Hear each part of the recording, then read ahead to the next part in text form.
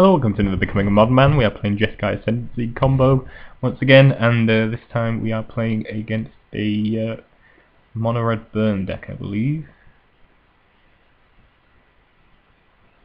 Okay, so we're on the play. This hand is semi-decent. Obviously we need to find a bop or a carroted or something.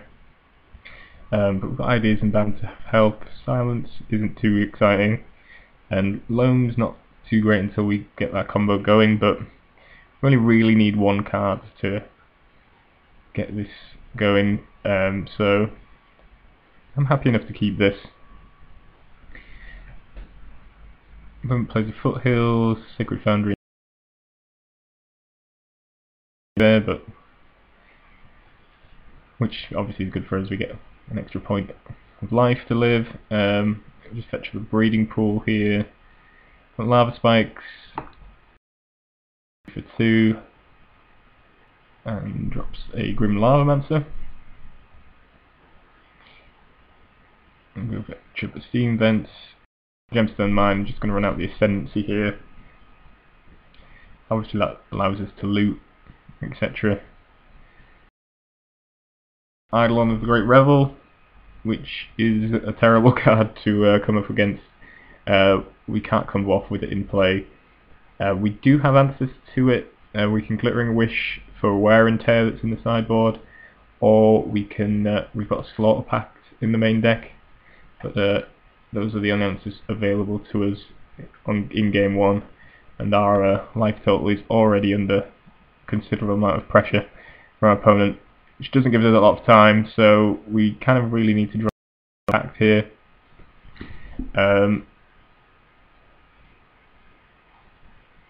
So we cast Ideas and bound to see as many cards as possible.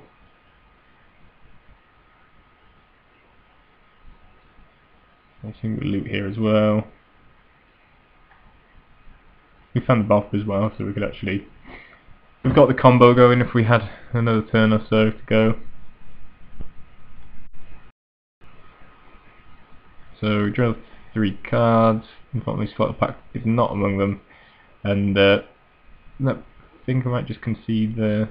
Yeah, conceded. I suppose we could have Gitaxian probed to see if we found the Slaughter Pact, but that's actually going to cost us 4 life, which means we're pretty much guaranteed to die next turn. So yeah, Eidolon, a huge problem, and in general their speed is quite an issue. But let's see how game 2 went. Yeah. Game 1 apparently. So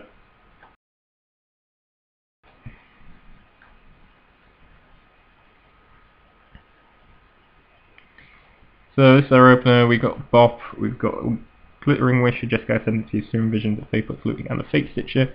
So we've got everything we need except a couple of lands, and we've got draw spells to find lands. So happy enough to run with this. Let's run out the Bop. Turn 1. Could Assume Visions instead to try and guarantee a land drop. Particularly as he might Lightning Bolt the Bop, so I suppose that was a risky play, but just runs out of Swift Spear and attacks me for 1, which is entirely fine. You can see a couple of cards on top that aren't lands. I think I keep Gitaxian Probe on top just because I can dig a little deeper with that anyway, although the 2 life is a little annoying. Oh, in terms of sideboarding as well, we brought in our Leyline of Sanctity, but I didn't hit it, and that hand, our starting hand, was too good to ship, really, I feel. So we Faithless Looting, try and make sure we hit this land so we can get a Jeskai Ascendancy down.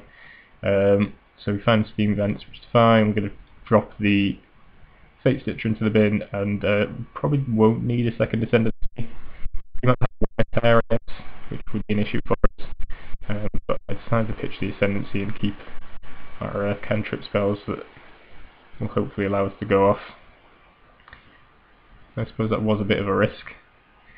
One plays an Idol, which is irritating, but we have the Glittering Wish here to find the Wear Tear. So if we can go off now, we should be fine. We've got plenty of life. So take a hit here from the Eidolon to play the Ascendancy, to play a Taxion Probe, which again will hit us.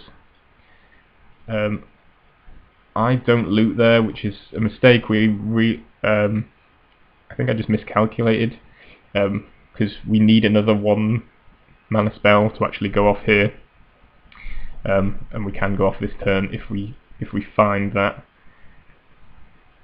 See our opponent's hand, which is double Eidolon, Shard Volley, Bloodstained Mire, which is not good for us. There's a Carotid, which is the card we drew. We should have pitched it to Ascendancy, really. And so we're not quite able to go off here, unfortunately.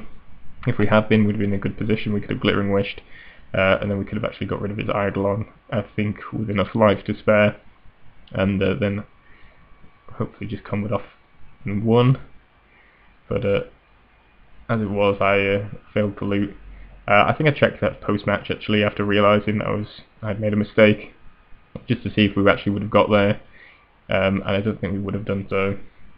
Not much we could have done there. We just needed to, well, at this point we're kind of hoping to live through this turn, but I know what our opponent's got, and he's gonna drop another Eidolon onto the board, so there's just nothing we can do. So yeah, he Shard Volleys, he attacks, drops another Eidolon onto the board, and there really just isn't anything that can be done about that, because we can't play a spell that costs less than 3 mana, well, 3 mana or less, without dying now that we're on 3 life. We could have blocked with the Bop to prevent that, but it doesn't make any difference really. So yeah, not great, but it was tantalisingly close, has to be said.